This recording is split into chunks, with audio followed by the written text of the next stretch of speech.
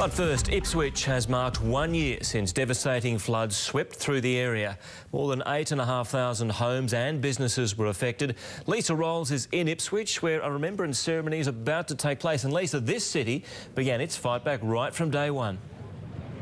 Bill, it certainly did, and the people here in Ipswich are still fighting on. There are some residents who are still not back in their homes, but today was about remembering. It was about recognising that spirit of courage and resilience that got them through. Now, earlier this morning, there was a memorial service held in Goodna, and in a very short while, there'll be another one held here in the heart of Ipswich, right on the bank of the Bremer River, which helped cause all of that damage. Now, we have seen many memorial services in the past few days. We've seen a lot of tears and a lot of people who are still in a lot of pain, but today, at least, we did see some laughter.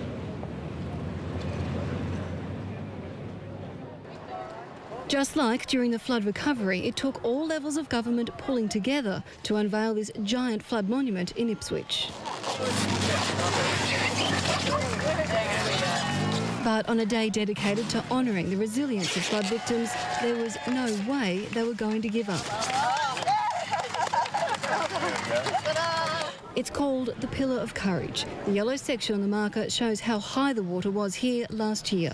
The very top is the peak of the 1863 floods. A lot more people call it home. A lot of businesses that are here weren't here in those times, and many of those can be seen right here behind me. And I have to say, when I went through these suburbs, it was one of the very few times that I felt threatened to be overwhelmed by what was happening to us, because the scale of it was simply so big. Hundreds of flood victims and those who came to their aid attended the commemorative service. Storybook to teach those yet to come. Like the marks on a doorway that chart a child's growth, it records goodness, endurance and resolve. Goodna and Ipswich were two of the hardest hit areas, and that's still very clear here today. Just metres from where the ceremony was held, there are still empty, flood-damaged buildings.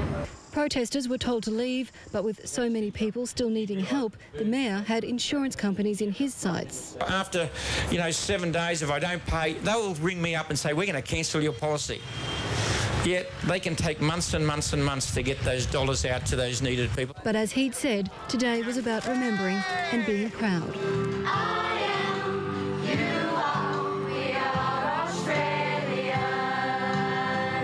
Did we need a natural disaster to become better neighbours? I can tell you that's what's happened. And while there are many memories they will hold on to, there is one they're happy to forget. Because I haven't been able to look at another sausage.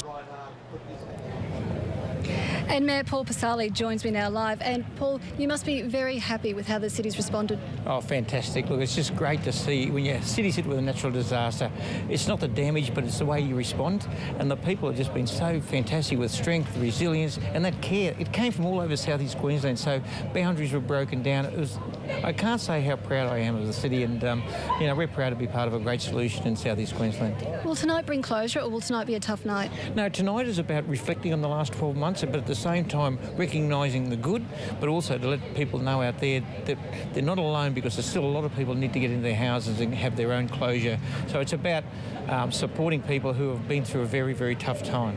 And some tough words too today for the insurance companies. Well, the insurance companies have got a lot to answer for. They expect their premiums to be paid very quickly, and yet they can delay the signs. And everywhere I go, people's insurance policies are doubled and tripled. That's not on. That's not Australian. And what we really need is someone to take a close look at this and make sure the insurance companies are part of this great country.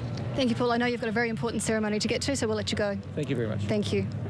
Now, it takes money to help people get back on their feet, and so far $280 million has been donated to the Premier's Relief Fund, and the last of that was handed out just last week.